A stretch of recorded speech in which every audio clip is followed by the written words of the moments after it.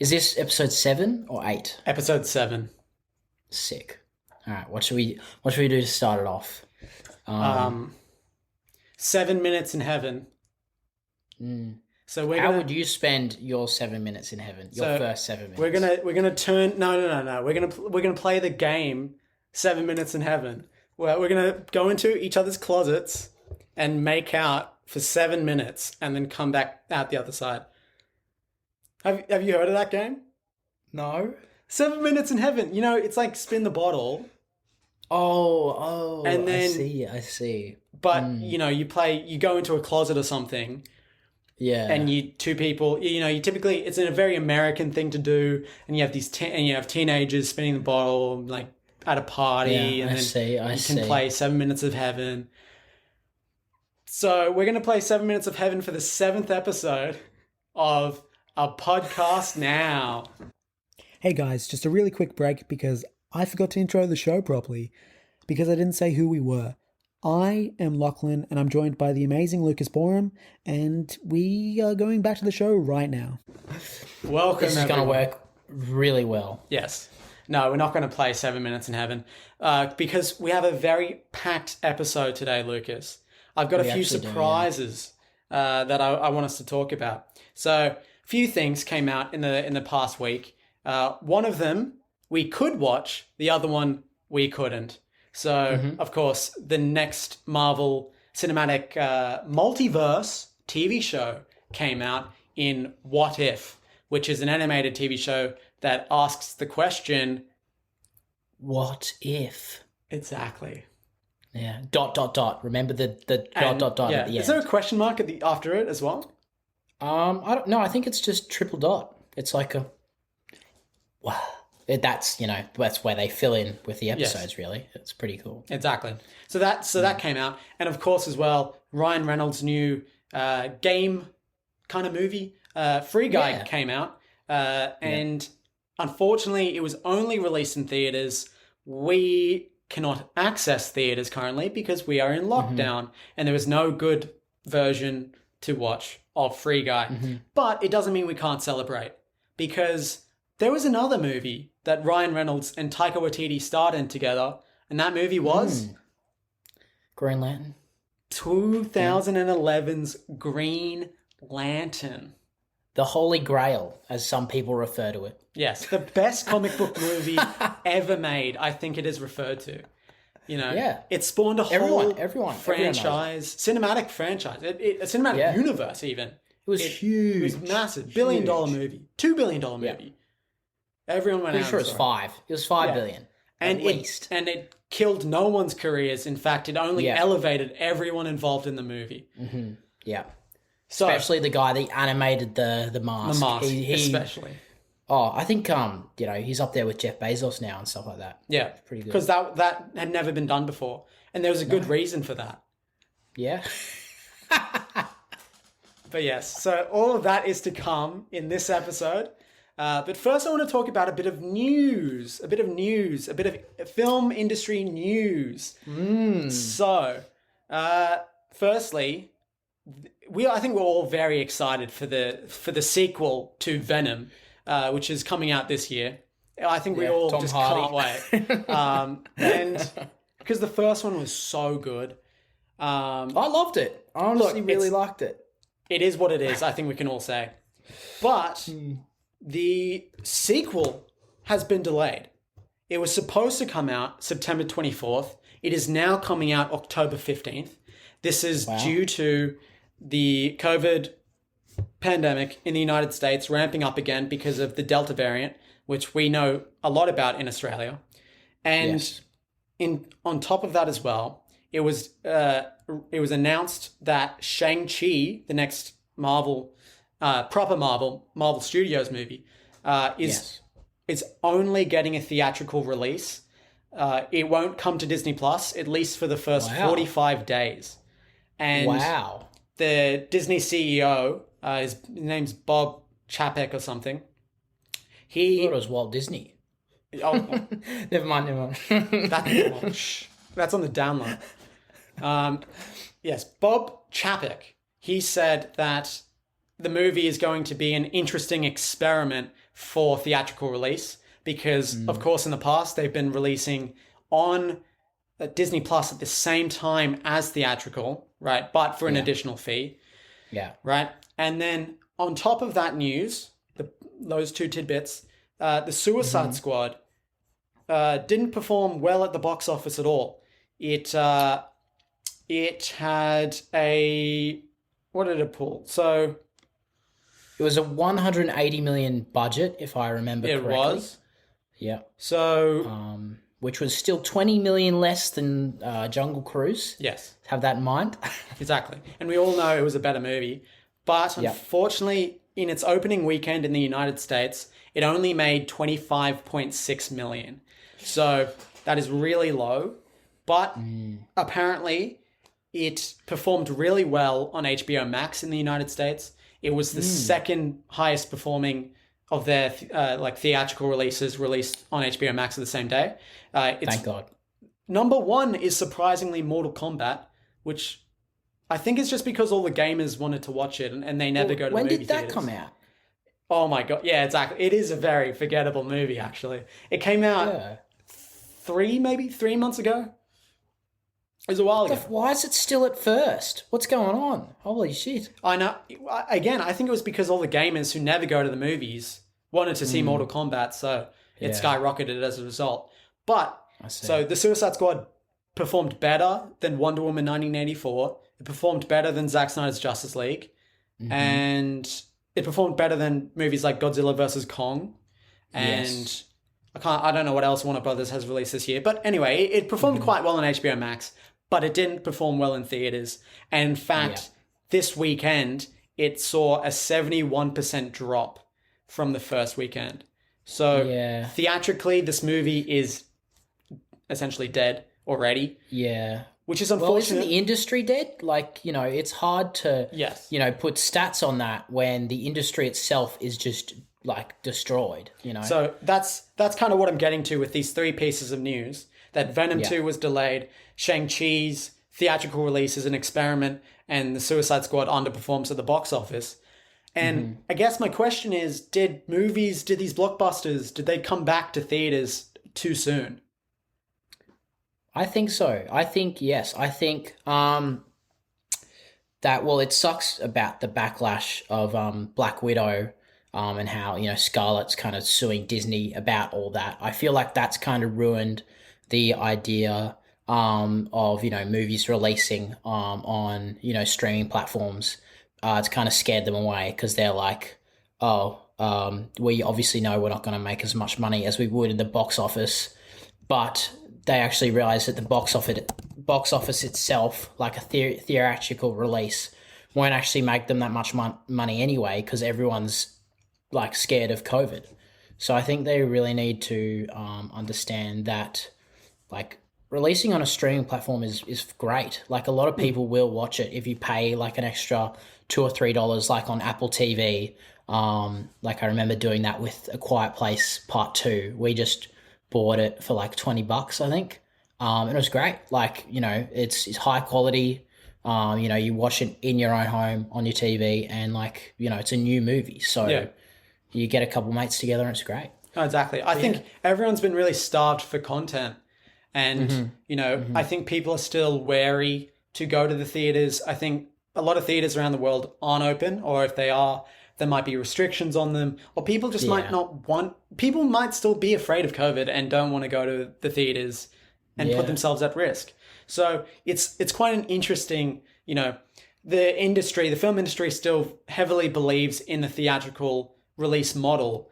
But right now, it seems like, I think Warner Brothers and Disney have had a lot of success releasing their movies at the same time on streaming services. I think it's unfortunate that, it's unfortunate that not all of these studios have a method of releasing them on a streaming service. That's true, yeah. But, releasing it for, there were, I think Universal last year released their movies to rent for $20, which is steep. Yeah. Which is steep, but given that it's not releasing theatrically and it's a limited release, I think, it makes sense. That's given fine. everything that's going on in the world, I just think that this studios, if they're going to release movies theatrically right now, they need to understand that they're probably not going to make their money back. Yeah, yeah. It's the same as the music industry. Like, no one's really making a bunch of money on, like, massive gigs or festivals, except sometimes in the USA because of, they're all vaccinated and stuff. But, like, the idea of, like, hosting a tour or something is just out the window because they're not going to make any money. And it should be the same with, like, big studios being like, oh, we're not going to make any money because, like, people aren't going to risk going to the cinema just to watch a movie when they, like, could get COVID and, could give it to someone that's probably at risk and, like, kill someone. Exactly. So it's a really interesting point in the life cycle of the movie industry because, I mean, this could kill theatrical release for good. I mean, if it doesn't return next year, there are a lot of movies coming out next year that might save it, but, everyone was looking at 2021 as being the year that, I mean, all the movies that were delayed in 2020 are coming out now. So everyone thought that this would be the year to, bring the box office back, but the results so far have been pretty mixed. It's a shame. It's a shame. Yeah. I think actually Fast and Furious 9 is the best performing movie of this year so far. So wow. Is it because they went to space? I think it is actually. I think, you know what? That's what the Suicide Squad was missing. They didn't go to space. Yeah, that's true. That's true. Oh, that's unfortunate. Yeah. So that's just a bit of news, a bit of upsetting news across the board there. That we that's what life is right now for us who love going to the movies. Yeah. The future is very uncertain. Now, there's one more thing that happened this week. And this is going to surprise you. So, there's a new streaming service on the block, right? There's a new kid on the block. Oh, for fuck's sake. Not another one. And this one, oh my God, this one, it's called Paramount Plus, and it's got all of your favorite Paramount properties, like... That's it. That's it. Like... ... And when...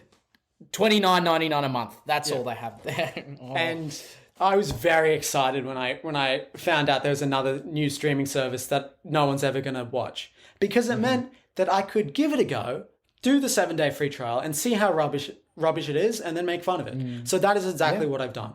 I have gotten Paramount Plus, so you don't have to. And I was astounded.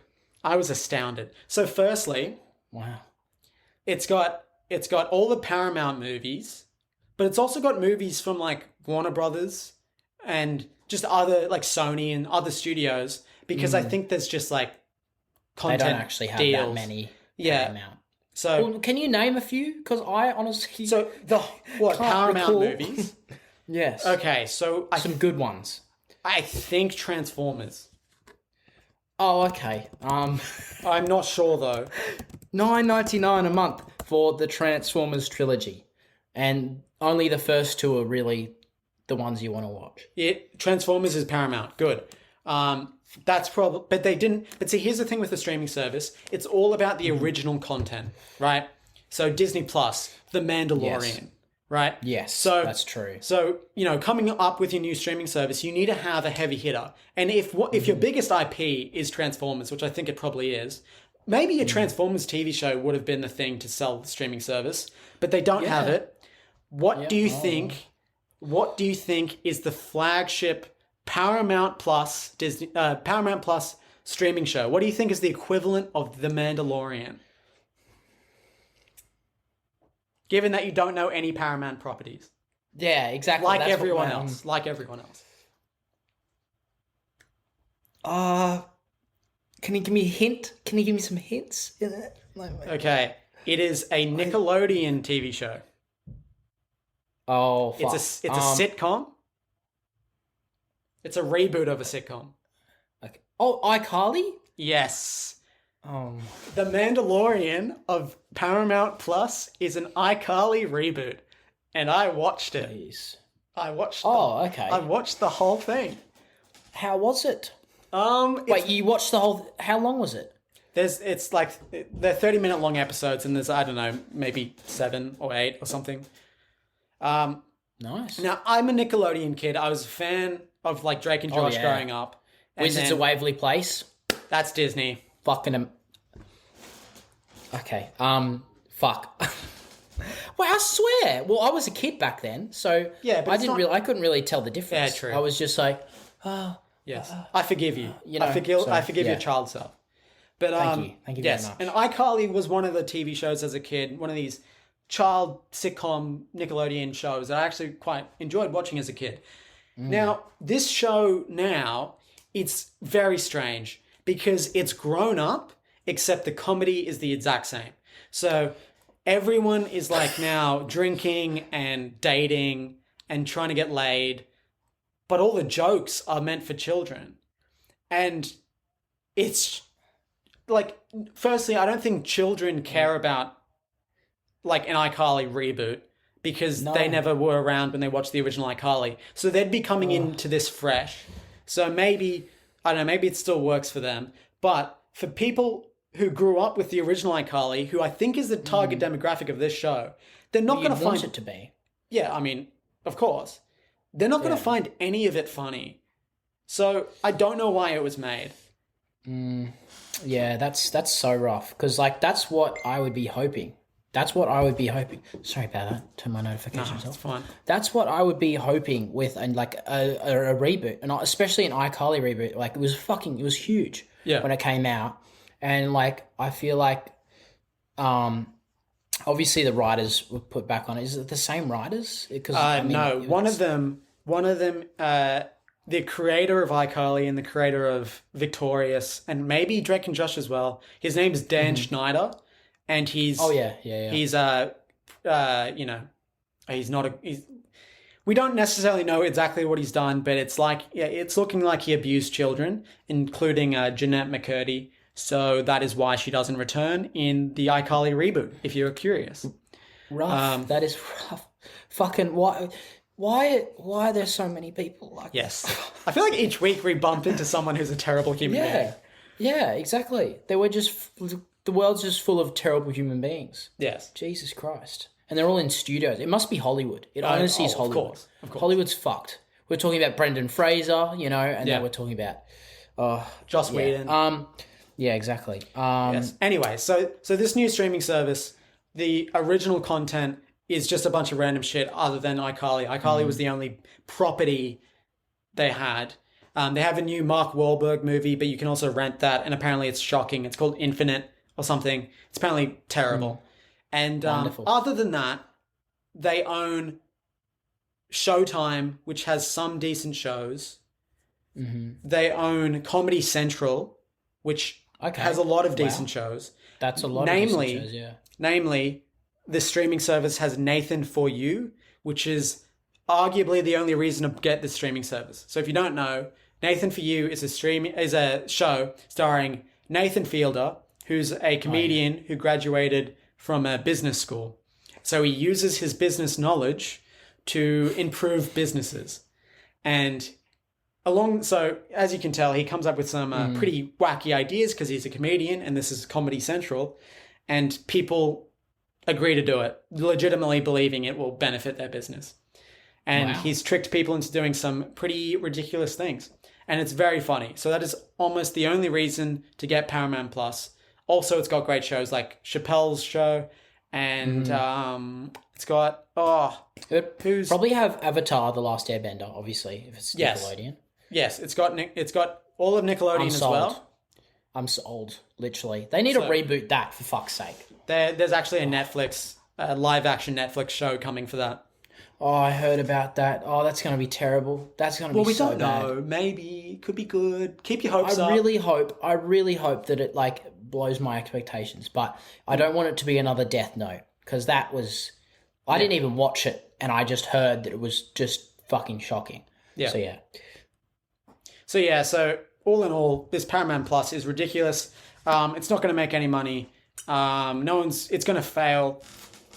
There's too many streaming services out there, and you're now competing with Disney. So good luck to you, Paramount Plus. Yeah. But, you know, you're not the going to... whole industry is so weird because, like, no one's making, like, in a normal market, like, you know, like, companies make these innovative moves to gain the competitive advantage. But like in this market, it's mainly just special shows that their streaming platform is making. There's no real changes or innovative creations that are coming out of this industry. So it's kind of like a whack place. Like, I mean, skip intro, or fucking you want to resume playing from the they're the only real things that a streaming service can really sell other than its price. There's no real benefit to having Netflix over Disney other than the shows that are on it. It's kind of whack.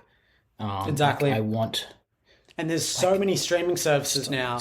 It's getting to the point where it's maybe we should start bundling them up and selling them to you, all together. Which on a TV, that'd be which cool. We're now getting back to the days of cable where you have individual channels that you want to watch, and then you need to buy the whole package to get just the one channel you want. So it's kind of fucked. But anyway, there is one streaming service who is putting out some pretty good content, and that is Disney Plus. As long as you're a Marvel fan or a Star Wars fan. Yeah. But we are Marvel fans this week because we are reviewing the first episode of What If. Mm-hmm. So, look, I was kind of pumped. I was pretty pumped for this show.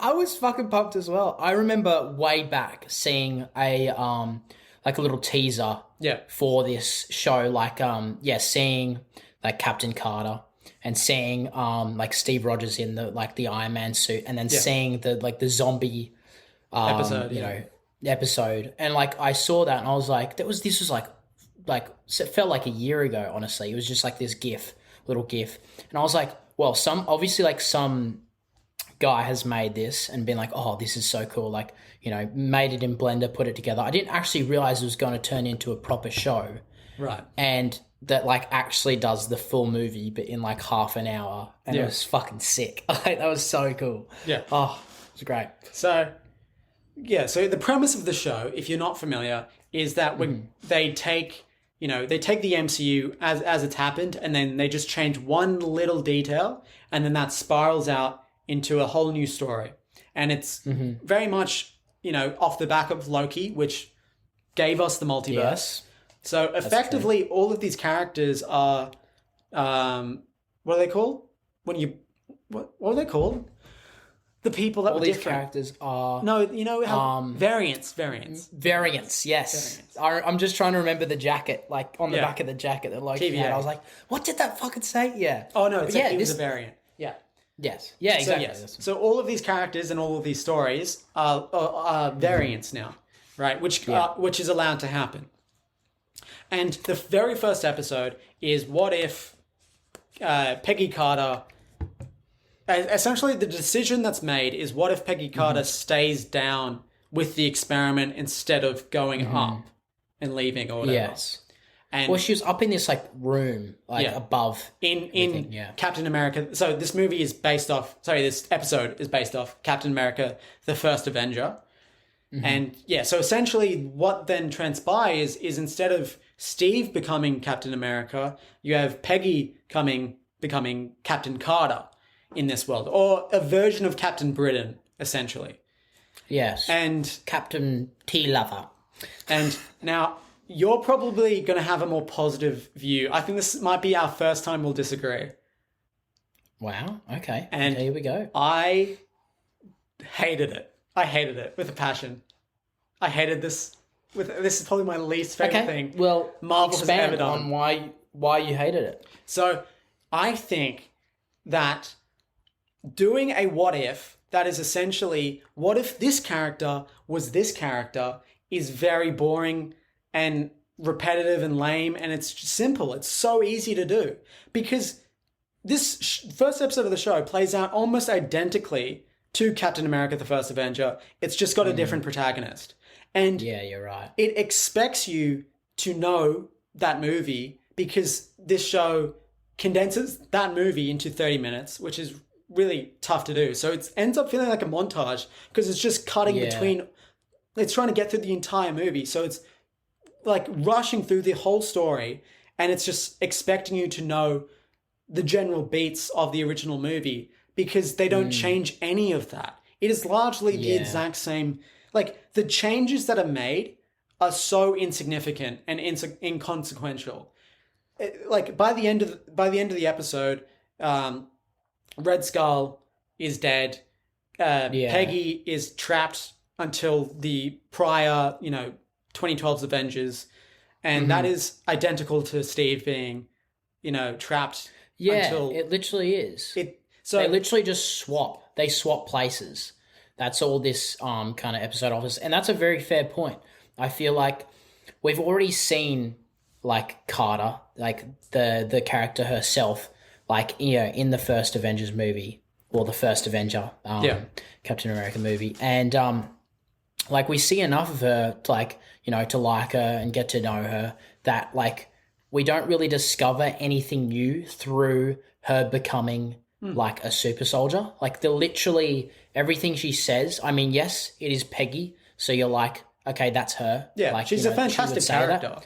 She is a fantastic character, but it was just didn't really offer what we thought like we wanted. Like we wanted something new. We wanted like something to go. We wanted a different scene. I mean, we got a different scene at the end with the fucking Squid monster monster. coming through the portal. But like, I mean, like, was that really an amazing finale compared to like what could have happened if, say, I don't know, the German guy that was trying to steal the fucking serum got in and became a super soldier? What would happen then?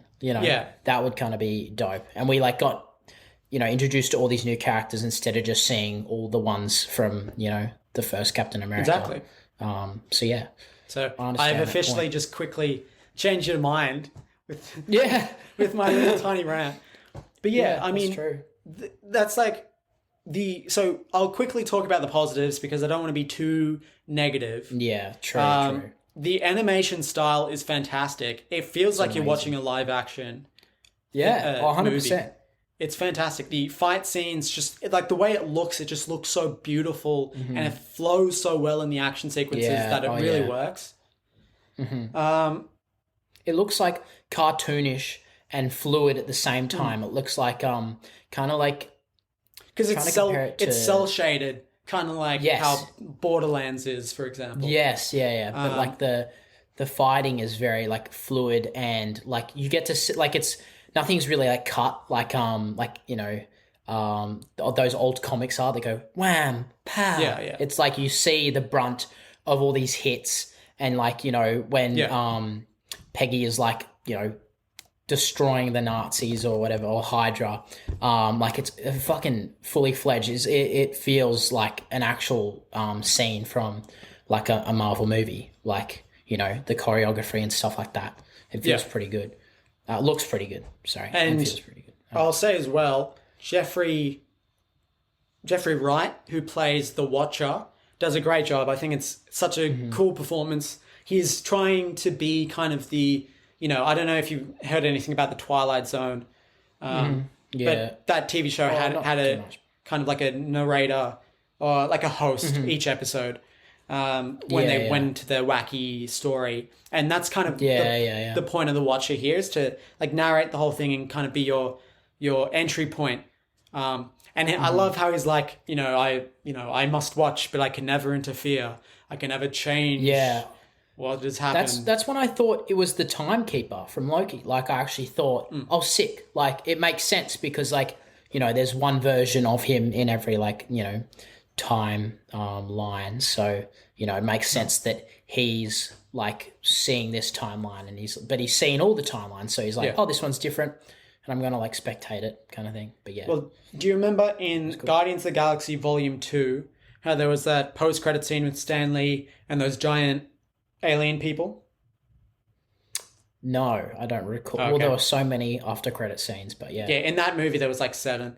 But those alien people are the Watchers. So Jeffrey Wright's Watcher is one of those Watchers. So the point of the Watcher is this multi-dimensional being that observes everything. And like kind of the joke in Guardians was that that was what Stan Lee was doing in all the movies. Was he was like being this Watcher. Oh, yeah, that's beautiful. That's perfect. That's what we want. Exactly. But yeah. So this TV show, it's action packed, it's fun, it gets by real quick, and as long as you've seen the movie, it's referencing, then Yeah. you'll have a great time watching it. I just think it was lazy, and I just didn't care because it's nearly identical to Captain America: The First Avenger. And next week, I think, is what if T'Challa was Star-Lord, and if that is again just replacing one character with another, and the events are the same, I'm gonna lose my mind because that is just so lazy. Because essentially, right, these characters are heroes. And if you replace one hero with another hero, they're still heroes. They still save the day. It's literally the same. It's Yeah, identical. exactly. They still have the same values. Like Peggy and Steve Rogers have the exact same values. Yeah. You know, so like they would act accordingly in every situation that they're presented, and that's why, like the first What If episode, like literally plays out the exact same as the movie. I mean, even better. Like they get the Tesseract. It is, yeah. And they do better. It's a better version of the movie because they get the Tesseract like earlier. Like the heroes get the Tesseract. Howard Stark is then able to create an Iron Man suit from the Tesseract, right? Yeah. And the climax essentially opens up because I think the alien squid monster thingy and the fact that Peggy Carter was trapped for, 100 years or so, the same way Steve Rogers was, but instead of being in ice was in this dimension or whatever. I think that I think what they're setting up is I think they're setting up a multiversal story where there is a multiversal villain and they're going to get heroes from different timelines together because there are rumors that this comes together as like a multiversal it's called Guardians of the Multiverse was what fans were calling it, where it's like this multiversal kind of Avengers, but like Guardians team, let's just say, come together, and Peggy would be in it, and maybe other characters that we see in the trailer, like Doctor Strange and T'Challa as Star-Lord and whoever else, they'll come together. Yeah. Because Marvel is known for, setting things up and building towards one thing. So, in isolation, right, Captain America, the first Captain America, is fine. It's okay. It's okay. It's not one of the best Marvel movies. It's just fine. I like it. I think it's good. Well, we'll have to disagree again, frankly. I think it's just Never mind, okay. Never mind, keep going. But when you consider it as being a part of this thing that builds towards the first Avengers movie, then it becomes amazing. So this episode could retroactively become quite good if in the end, if this was building towards something that we see at the end, which it very well could. I reckon you're right. I reckon it's either going to be Thanos, but maybe not Thanos, but like one of Thanos' mates that has the exact same values as him and is literally the same, but he has brown hair or something. I don't know. So I'll put out a bit of a spoiler warning. All right. Now, none of this has been confirmed, right? But people have pieced things together based on characters we've seen in posters and promotional material and that. But there seems to be a version of the Vision that has all of the Infinity Stones. So it seems like what if is what if Ultron is able to transfer himself into Vision successfully? Because how in Age of Ultron he fails to do it. Yes.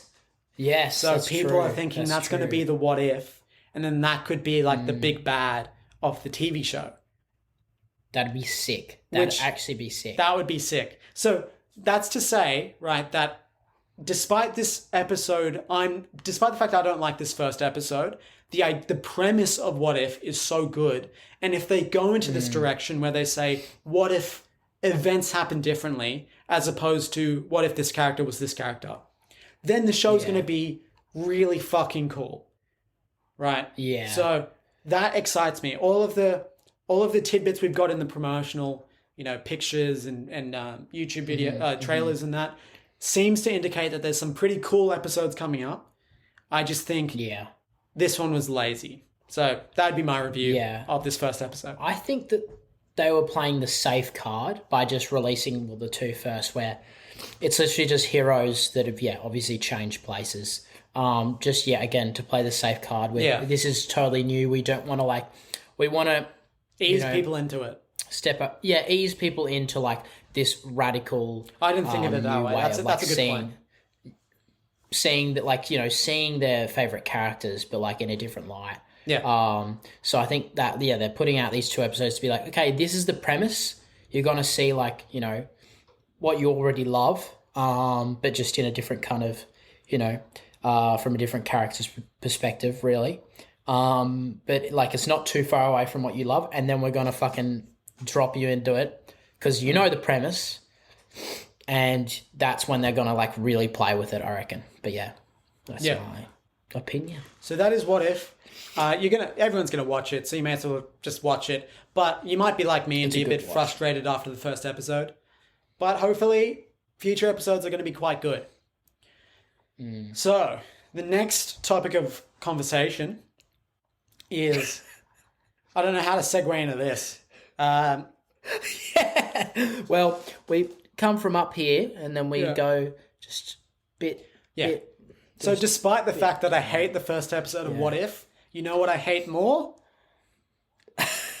2011's Green Lantern, starring Ryan Reynolds, Taika Waititi, Blake Lively, and one of the Skarsgårds. Yeah. Well, what a film. What a fucking film. Yeah. Of just Ryan Reynolds, being a good person but getting treated like shit for it. Yeah. AKA getting fired from his job for being a fighter pilot. Sick, good plot. Yeah. Good plot twist there. See. And then stuff like fucking it's just there's a lot to unpack.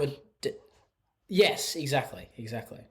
But I think that it just there are so many points that I was just why didn't this happen? Or why couldn't this happen? And but you go on your Well, I mean, so the premise of Green Lantern is that you get a ring and a lantern and they are green, and it's willpower is the energy of this lantern and ring combo, and through willpower you can create anything you put your mind to, and the only limit is your own creativity.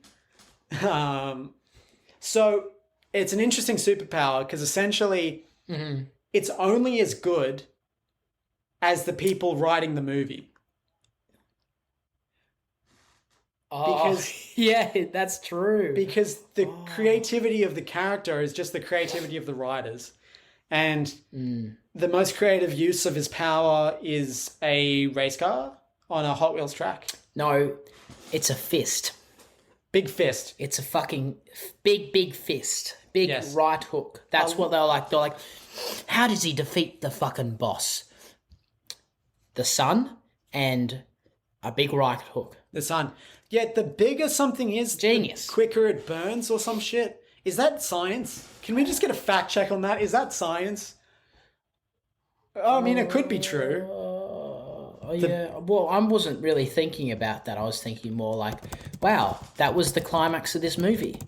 I feel like I need to watch another movie just to feel better, because this movie just drew me down so far.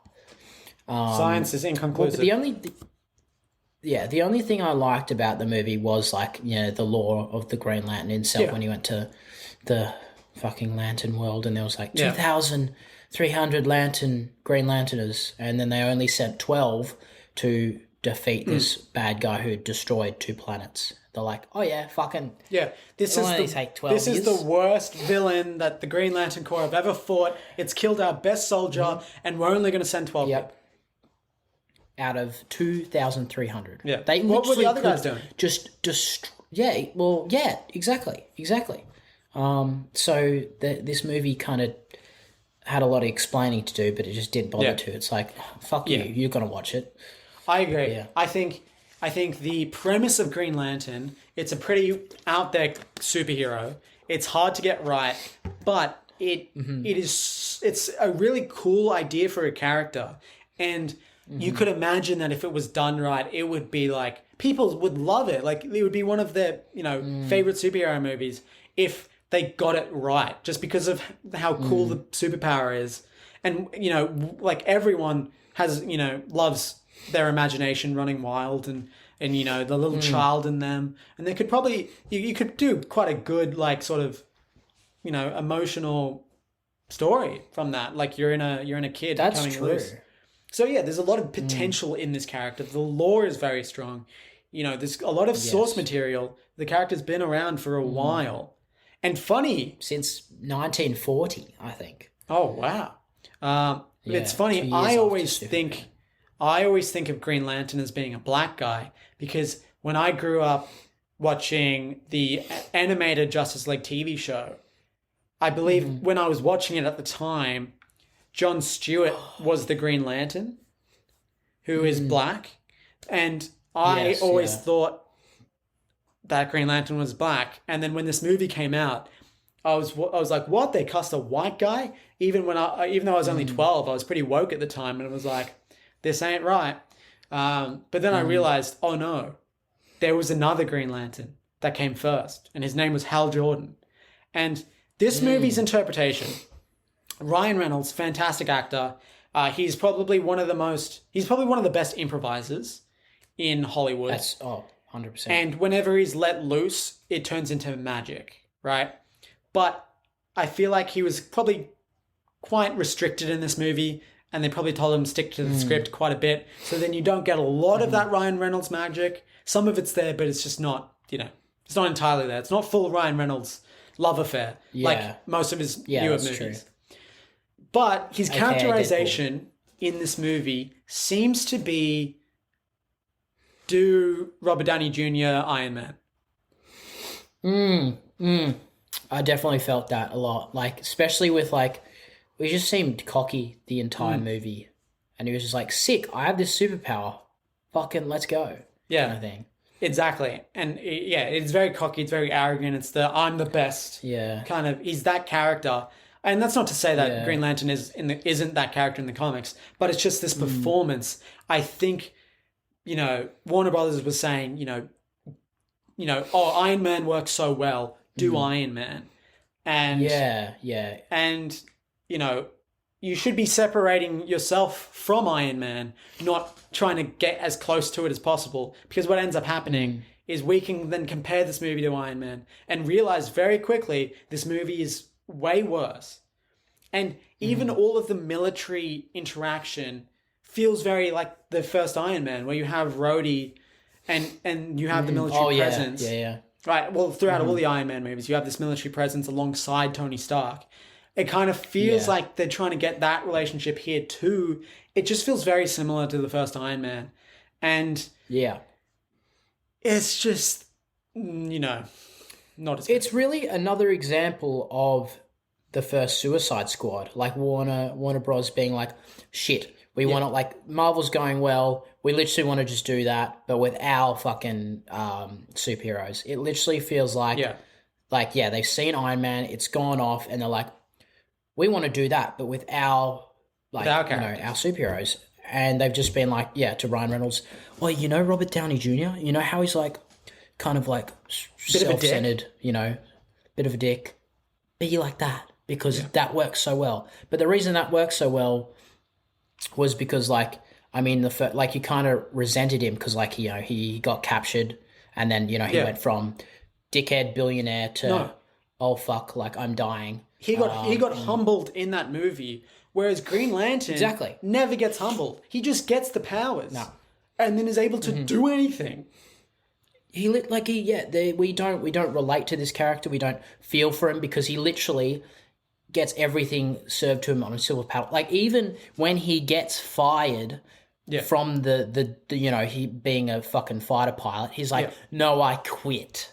Yeah. It's like, no, at least make this relatable and make him make us feel, oh shit, we feel sorry for him because he's sad.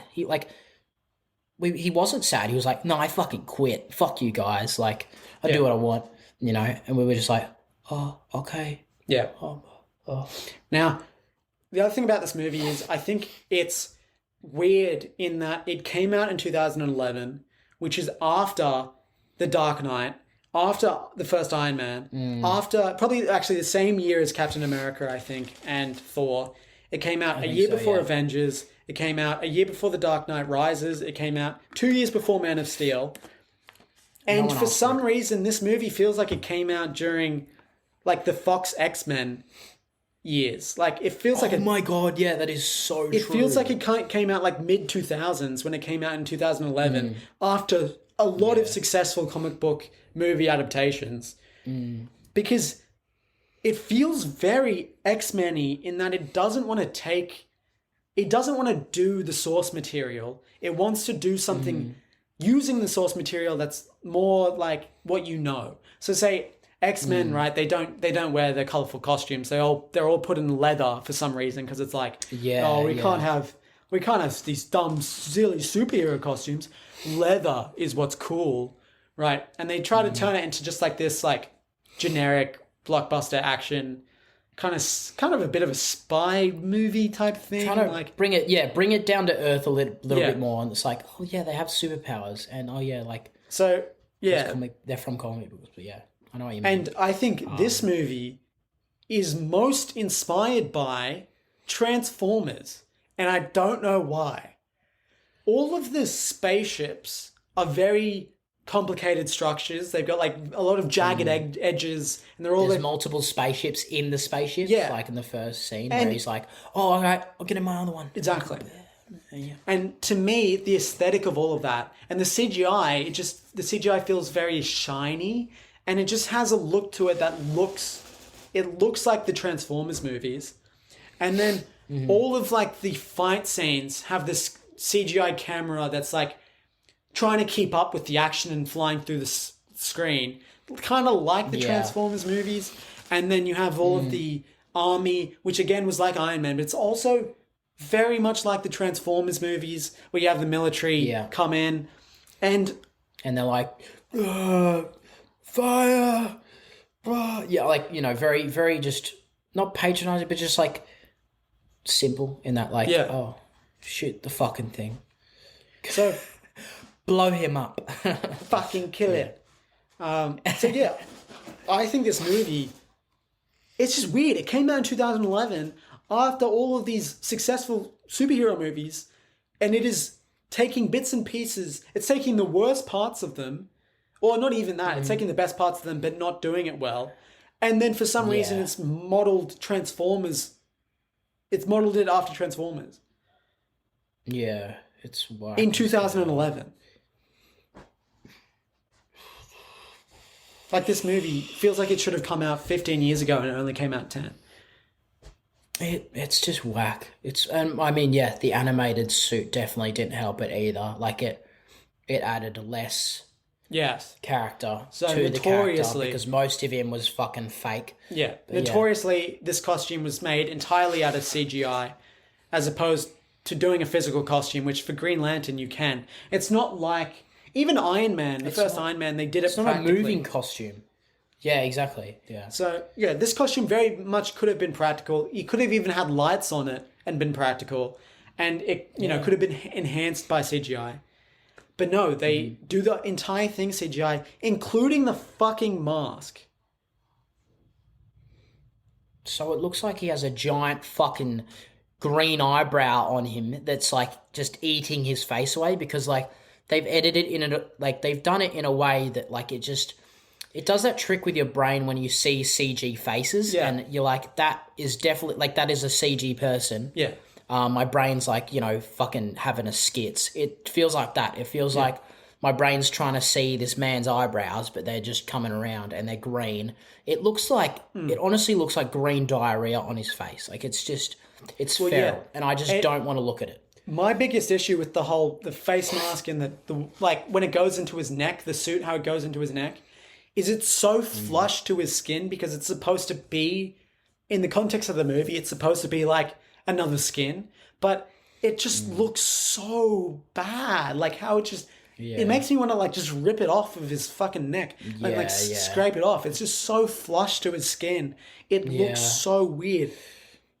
And the worst part is his eyes. They turn to The white. eyes. Oh my god! Because- they look like egg white. Like someone's just got an egg white and put his eyes are way too white. It just it looks freaky. It looks like his eyes are glued open like this. He's like, "Hey, I'm here to save everybody. Yay!" Like Yes. fucking that'll scare children. It I probably give did. As a children kid, nightmares in the it cinema. scared They're me like, as a kid. I know that much.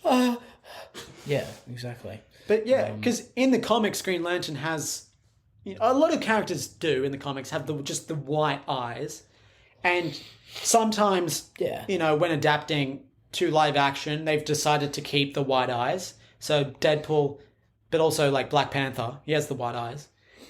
Whereas characters like Batman have never had the white eyes, and for some reason, Green Lantern they decide to half-ass it and give him literally white eyes, but not change the pupil. So then it doesn't reflect what it looks like in the comics at all.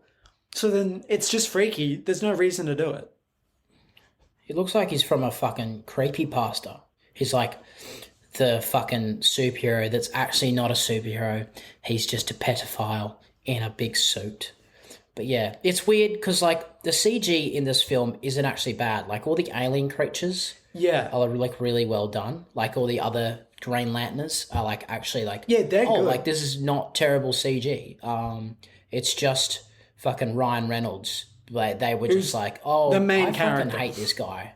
Exactly. Yeah, the main fucking character who has the most screen time. They're like, I'm just gonna fuck this guy's day up, but make it into a movie.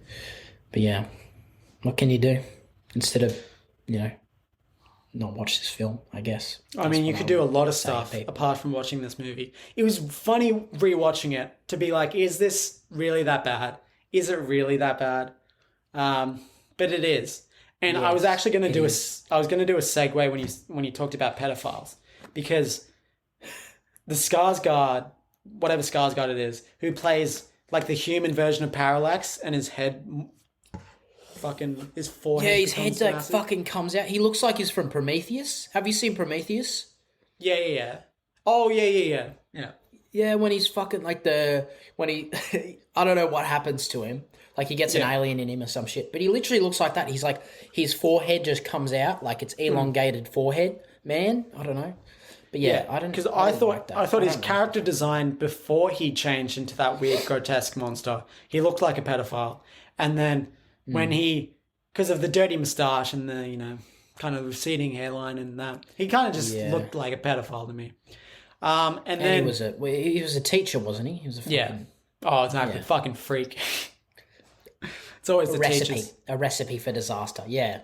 And but then when he transforms, have you seen the Elephant Man, or do you know of the Elephant Man? It's a real person, I believe. No, I'll look that up now on my other monitor. Fucking. Oh, sorry. Don't have. I'm poor. He looks like the Elephant Man. I believe the Elephant Man was a real person. Elephant Man. Oh, why the fuck have you done this to me? Have I scarred you more you than have Ryan scarred Reynolds' me for face? life. Yes, this is just. Oh my god. Lucky, why did you fucking do that? If you're listening to this, just do not type up the Elephant Man and go on Google Images. He's pretty famous. This poor. I think he's pretty famous. Well, infamous. Well, yeah. Okay, I'll change. Sorry, I'm sorry for that. I'm sorry for derailing the podcast like that. Let's get back on topic. We haven't been talking about Taika Waititi, and that's because he's not in the movie as much as I thought he was. Yeah, true. Except for when he drives his Jeep. That's his Jeep, right? He's got Jim and his fucking friends or whatever the hell. Yeah. What did you think of Taika? Such a weird crossover. Yeah. Such a weird fucking I don't. He doesn't advance the plot anyway, and I didn't expect him to. But I was just like, is he just friends with Ryan Reynolds? And Ryan was like, "Oh, can you be in this movie with me?" And he was like, I don't think so. I don't know how he came to be, but I think this was back when Taika was trying to be an actor. right? And trying to Yeah. get. And I think what's weird about his performance in this movie is he's doing an American accent, but not very well. Like, he's barely doing one. And Why it did just, he even try? yeah, you may as well not try. I mean, if you're going to be the vaguely ethnic character, then just be the be vaguely New ethnic character. Like, Yeah, you know. that doesn't need any explaining. Like, he could honestly be from fucking South Africa, and I wouldn't bat an eye. Like, yeah, he could they have like, his the ability character. They never explain his ethnicity at all, and it's just supposed to he's be. just a It could be anything. Yeah. Right. It's not specifically supposed to be, New Zealander. But they shouldn't have to make him American because like, America is so diverse already. Like, he could be from any culture, and people watching the movie would still be like, oh, that's like heaps believable. Like that he's Ryan Reynolds' friend. Like I have a friend from another country. Like, yeah, because I think why do these movies try to do that? no, I think his character was supposed to be like the zany side character. Like, oh, we've got the funny, oh, look at this funny guy. But you also have Ryan Reynolds, who's already the funny guy.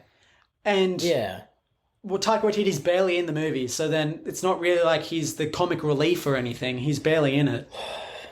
It's just a headache. It's honestly just a headache of a movie. Like, yeah, it's weird that they have all these great actors, but they don't utilize them. They kind of just put the script together, somehow gave it to Ryan Reynolds. Somehow Ryan was like, this is a good script. Somehow got him to do the fucking acting and everything.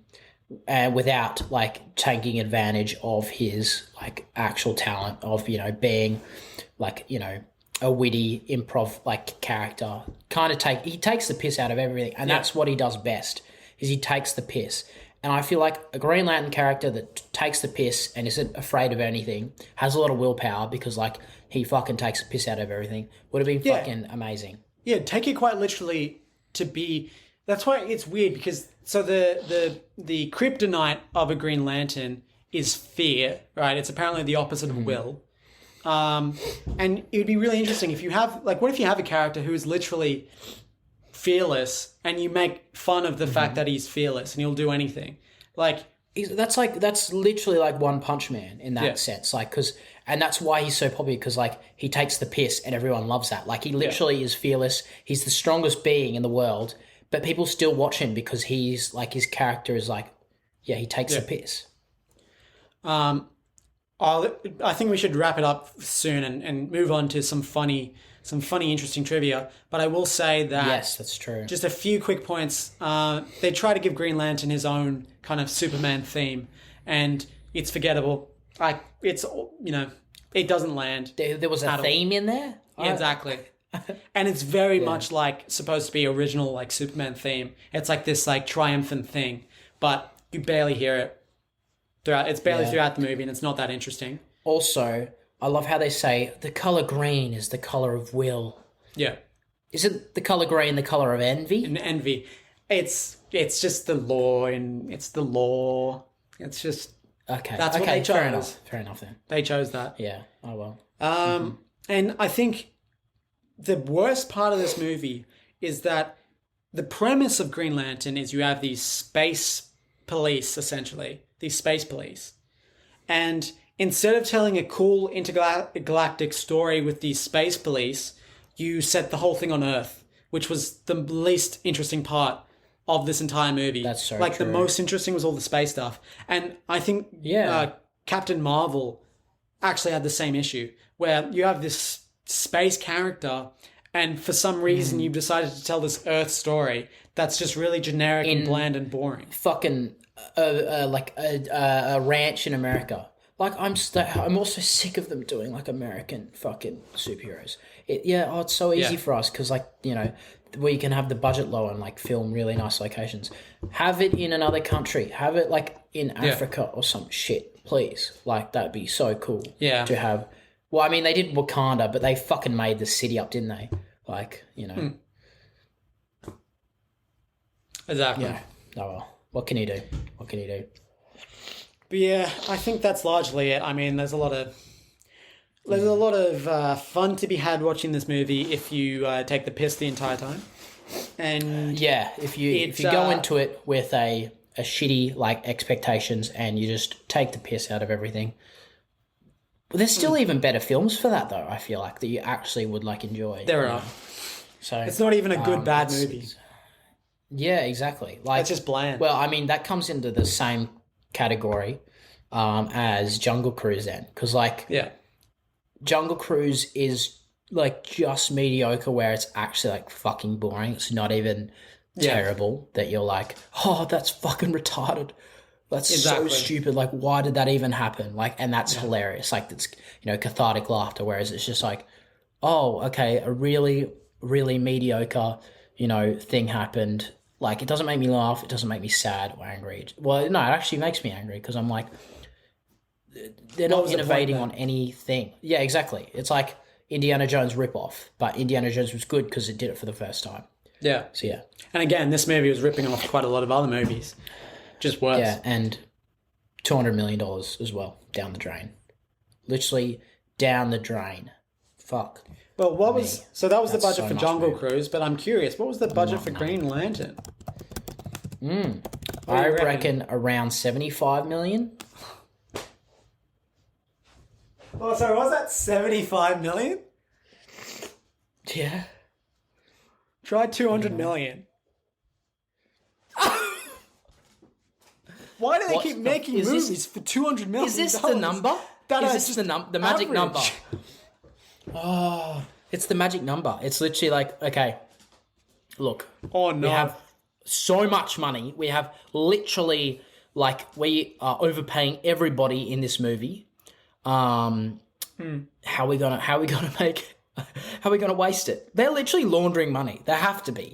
They have to be laundering money. Holy shit! And you know what's worse is Man of Steel was $25 million more, and that had a whole city fucking collapse. Yeah, that's true. That I felt like the whole world. That was also filmed on what was Superman's planet as well, and that had Krypton. so many. Yeah, Krypton. Sorry, it had Russell Crowe. Yeah, It had that guy. everyone else. The Morpheus. He's not in it, is he? Yes, he is. Are you serious? Yeah. Yeah, like it's an amazing cast, I'm sorry, like I actually don't know any of their names, even fucking Man of Steel himself. Henry Cavill. We can at least get Henry that. Cavill, amazing. Yeah, true. Like amazing cast, and they all do such an amazing job in it as well. Like, and the score of Man of Steel is amazing as well. Like it's 25 million more. Like, I think we should I think this is now our new regular segment. It's called Budget Talk, where we talk about the budget of movies that are shit and try to figure out why. And compare them to good movies and be like, does more budget mean more better? That's what movie exec think. Yeah. They're sitting at the fucking huge table on the 100th floor of their fucking skyscraper and they're like, I want to spend 1/10 of my salary on a movie and make it more better. Yes. Should I spend more money on it or some shit well, see, okay, if you had a lot of money, okay, where would you put most of it, like, to make a movie, right? Like, would you put it in the cast? Would you put it in the editing, the location, the music, the director, the script, I guess. What do you think you would spend the most money on? And what do you think you can spend the least on, but it still be a good movie? Well, I think practical effects can be both more expensive and cheaper depending on how you do it, actually. That is true. See, CGI can be cheaper, but I just dropped my earphone, so I can't hear Lucas at all. I'm back. I don't know. That's a tough question because I think a good director, right, it depends on the scope of the movie, right? Let's just say we're working with a blockbuster, right? Because that's difficult. That's a difficult decision then, right? You can either get a good cast, like something has to give. You can't spend money everywhere, right? So you can either get a good cast, Yeah, exactly. have good action sequences and good CGI, or have good story and editing. And I feel like, I'd give. The thing with the cast is, say, Robert Downey Jr. didn't make. I think he only made like $500,000 or something on the first Iron Man, right? And then he ended up making 50 million in like Avengers, right? But he started off pretty cheap. So I reckon I reckon you don't spend money on the cast because let's say it's a comic book adaptation, right? Then that carries weight with it by itself, right? People will want to see it because of the hero.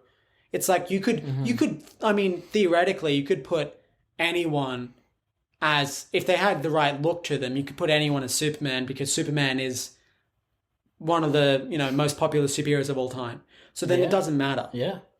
So I feel like skip out the cast and focus most of your money on the effects and like the stunt work and the action sequences and all of that. I think you can get by.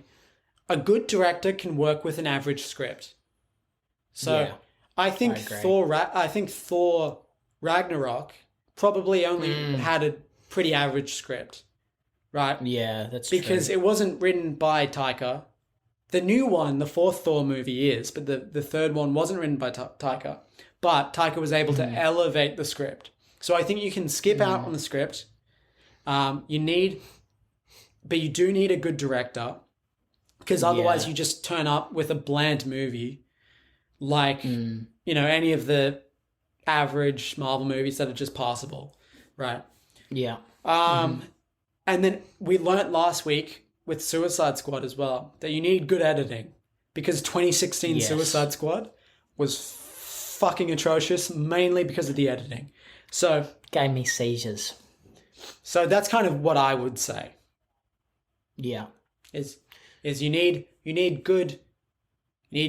scripts can sacrifice, cast you can sacrifice, but the action sequences, the editing, the director, you need those. I agree. I feel like today, especially, there are so many people wanting to be actors that, like, I feel like you could definitely find like someone who is a brilliant actor, but like, no one's heard for dirt cheap. For dirt cheap, and be like, okay, you have the right look, sick. Spend money on a good director, because we've learnt. I mean, like, people like James Gunn, Taika, But who do you think directed Green Lantern? Well, apparently he was a good director, wasn't it? Like, it was. He wasn't too bad. Let's have a look. What else he directed? His name is Martin Campbell, and he directed Casino Royale. Yeah. Okay. Fuck. Interesting. One of the best James Bond movies. That is. I'd say it's probably. I mean, the best. It's the best. But Skyfall could also be the best. I think it's tied with Skyfall. They're both. Skyfall is so good, though. Actually, that's true. But like, I feel like there's never been a Bond movie that introduces a Bond so well. As like, well as this we've all had. Yeah, we could, because like, there's been so many Bonds. Like, everyone would be like, "Oh, you want to go see the new Bond movie?" You understand the premise straight away. Spy. Yeah. Okay, there's just one cunt who's fucking goated at everything. Like, he's just insane, and he's on a life-threatening adventure. Casino Royale changed that, in that, like, this is before he was a Bond, really. Like, this is his first assignment, and so it was more about, like, the mental kind of part. Yeah. Less on the physical, even though, like, the fucking set pieces and the action scenes were amazing, like spectacular.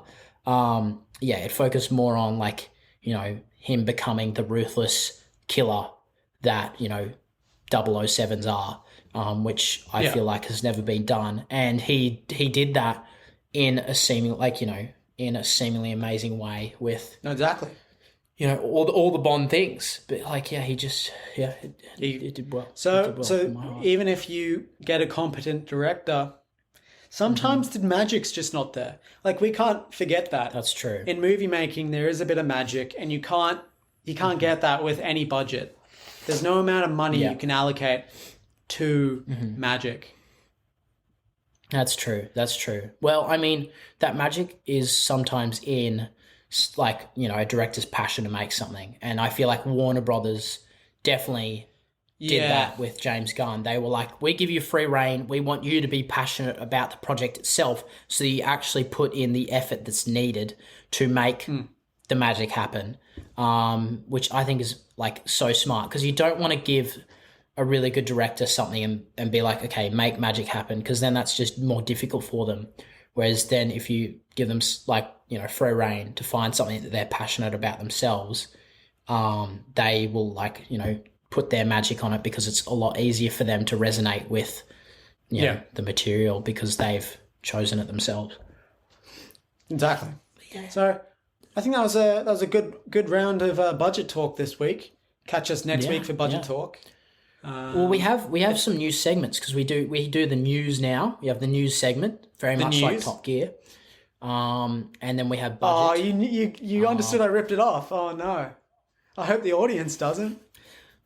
Well, I mean, Top Gear is dead now. Well, no, actually, it's not too dead. But the original, where they actually We all know. properly, yeah. And I do like the budget talk. I reckon we should, do more budget talk, comparing budgets, because money is on everybody's mind. Yes. We want money. Please. We need money. Yes. I'm in lockdown, and I could use some money, because I can go out and spend money. Oh wait, I'm in lockdown. Yes. That's a sucky thing. But yes, I reckon we should move on to some fun facts / trivia.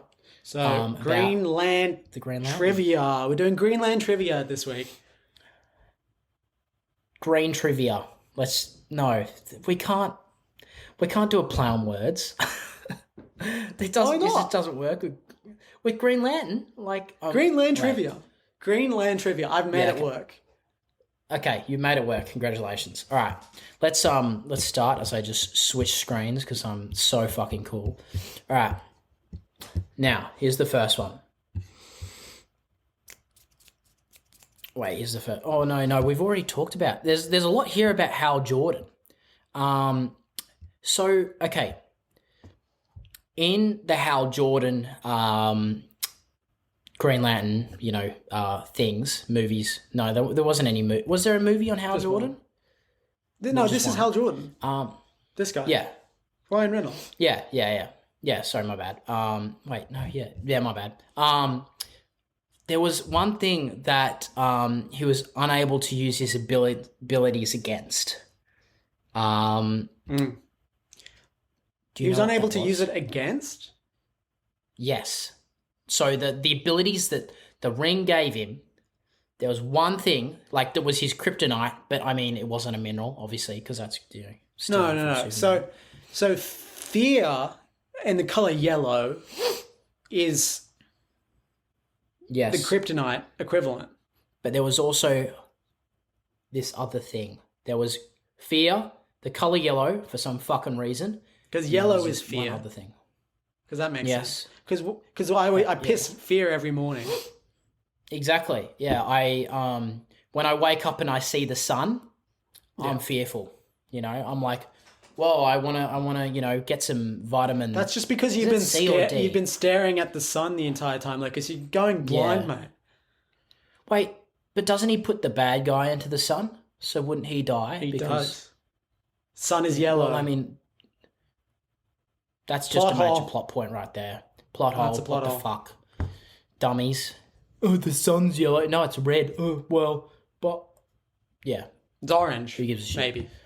Yeah, actually. Well, okay, so there's also a third thing, right? There's a third thing. Do you know what it is? Because it's quite stupid. Is it massive foreheads? Close. No. It's wood, apparently. What? Wood is... What? How doesn't... How It does says wood... here... yeah. In the 1940 Alan Scott version... Alright, so this is actually a different version. Green Lantern was unable to use his abilities against wood. So, you're saying if he creates a giant fist and punches wood, nothing happens.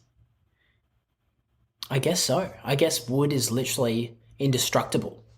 So if you wanted to defeat the Green Lantern, just build a wooden gun, I guess. Apparently Green Lantern is actually a werewolf. And no, vampire. Vampire. Sorry, I vampire, fucked that one yes. up. He's a vampire. terrible. Wooden stake through the heart. Yeah, well, there also are some other weaknesses of the ring that are outlined here. And these include, which is very funny, but it's also, I guess, for the kids, if the wearer is under the influence of drugs, the ring won't work. Oh, come on. People are the most creative, man. He should be high the entire time. Exactly. If he's having an acid trip. Yeah, if he's on psychedelics, he's going to be the best superhero ever. Exactly. Just give him a couple shrooms. He'll save the entire amazing. universe accidentally. He literally will. It was also rage and the battery life of the ring. So apparently the ring needs double So we A's, see him or charge maybe it in triple the A's. movie. It's Yeah. yeah, and they're sold separately, unfortunately. Yeah. That's unfortunate. But yeah, so we see in the movie he charges it with the lantern, and I know that there are many different colors. There's a whole rainbow of lanterns in the comics, and yeah, Rage I believe is red, but there's other ones too. There's a black and a white and a pink and a blue, and there's all of them. Wow. Very, very nice. All right. Next one. Okay. Yeah, here we are. So, apparently, you remember when we were talking about Space Jam? Space Jam. I've 2, already sorry. forgotten. Yeah, because that movie was Yep. dog shit. Apparently, one of those characters got to wear the Green Lantern ring. Do you know which one of those characters? In A New Legacy? No, not in A New Legacy. In general, or in the first Space Jam? Well, it says here it was an animated series. So, yeah, it was pretty special. What it's what is the main character of fucking Space Jam? Well, I mean, it's Michael Jordan. But no. Obviously. Are you saying, is it Bugs Bunny? Close. Daphne Duck. The other one. Yeah, so apparently Daffy Duck was a Green Lantern. Well, yeah, a Green Lantern or whatever the fuck. He deserves it, possessed man. the green power ring. In the animated series The Duck Dodgers. Wow. Yes, we're all familiar with. Interesting. All right, so some more facts or trivia about the 2011 Green Lantern movie. Well, so the one, starring Ryan Reynolds, the one with the massive green unibrow on his face. It was originally intended to be a comedy starring who as the lead role? So think, all right? I want you to think. Who does really good? So green. I'm thinking green. Actual comedies. Someone green. Who's someone green? Green. All right, think of...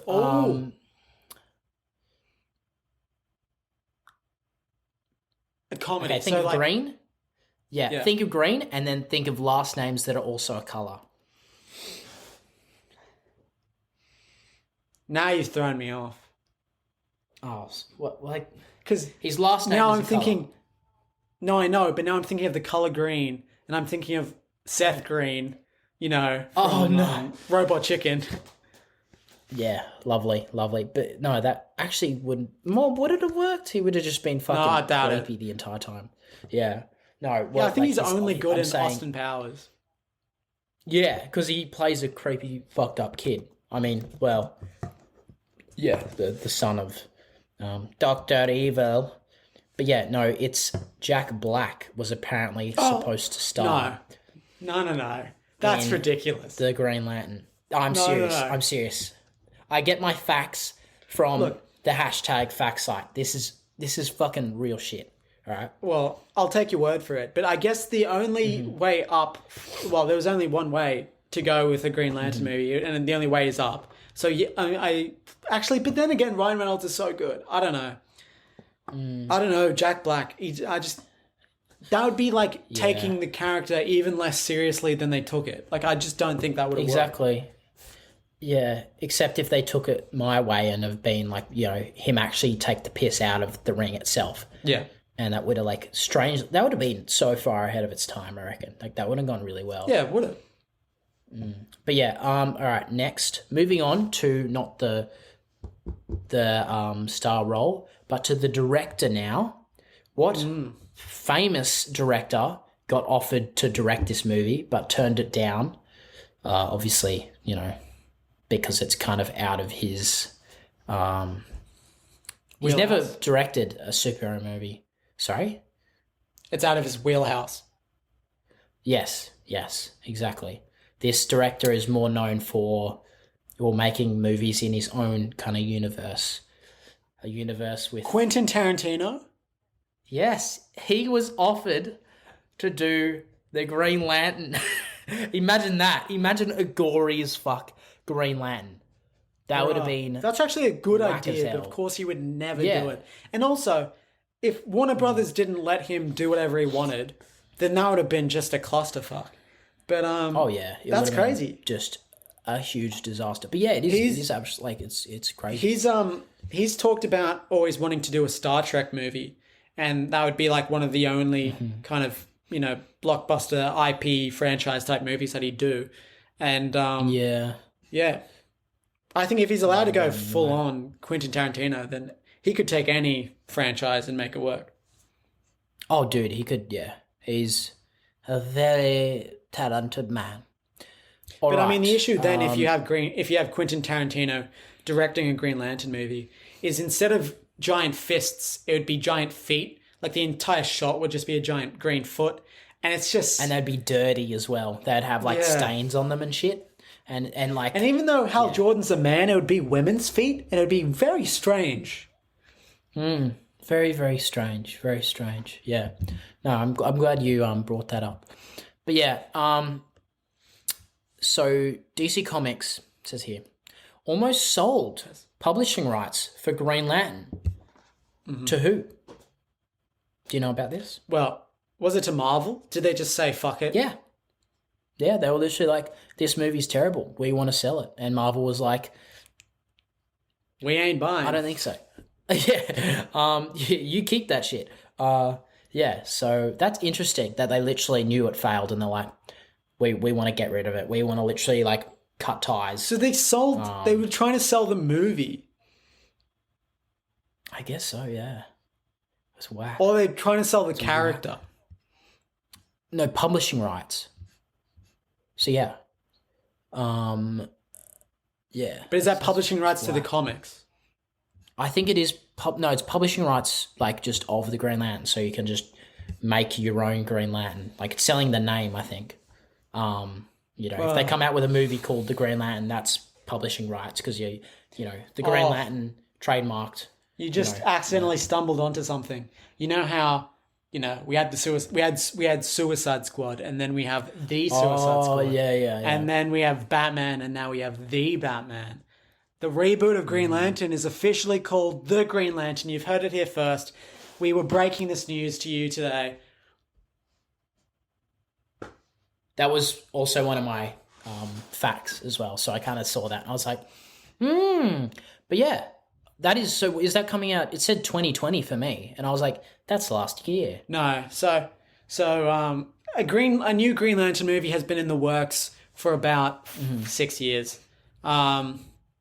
completely unrelated. I think they want to do Jon Stewart, the Black Green Lantern, as opposed to another Hal Jordan. I think that's a good idea. Reboot it.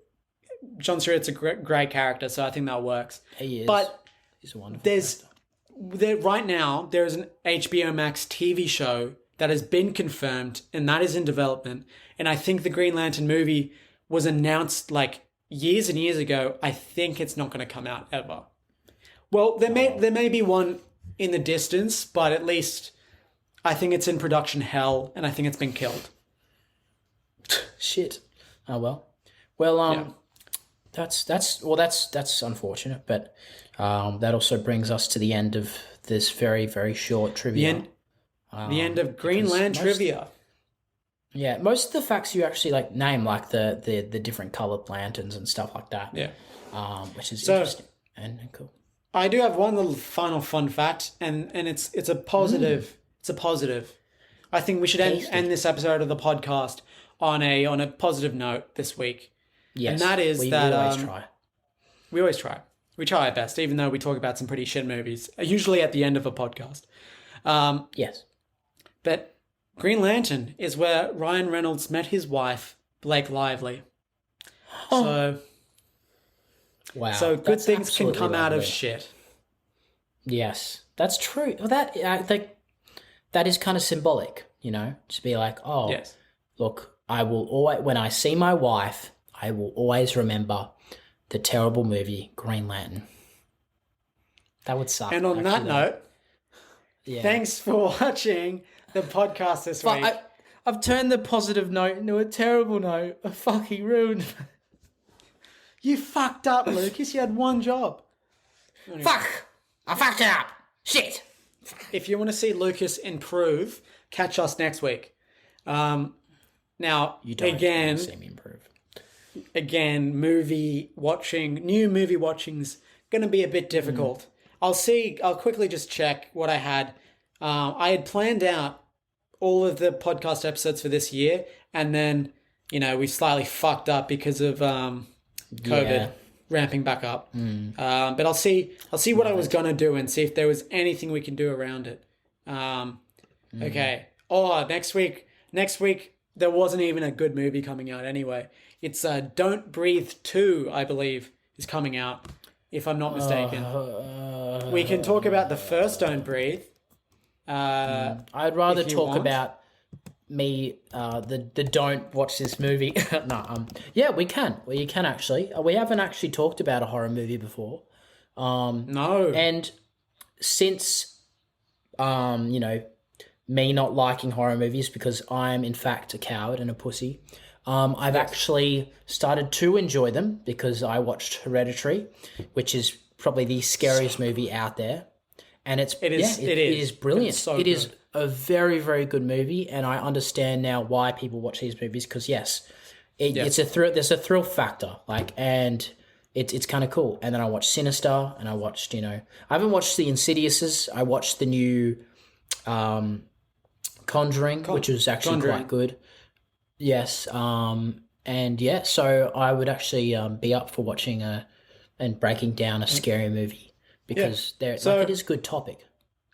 No, I think horror movies are some of the best movies. They usually have quite low budgets and do quite a lot with them.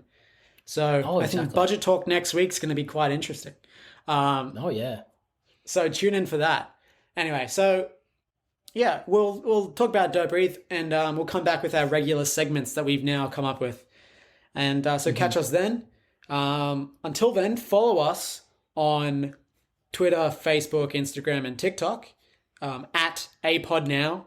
And on Facebook, just A Podcast Now. And catch us anywhere you listen/watch to podcasts. I agree. All good. Thank you guys so much for listening/watching. We'll catch you guys next week. Catch you next week, fools. But you're not fools because you're listening to us. See you. No, you're only a fool if you watch Green Lantern.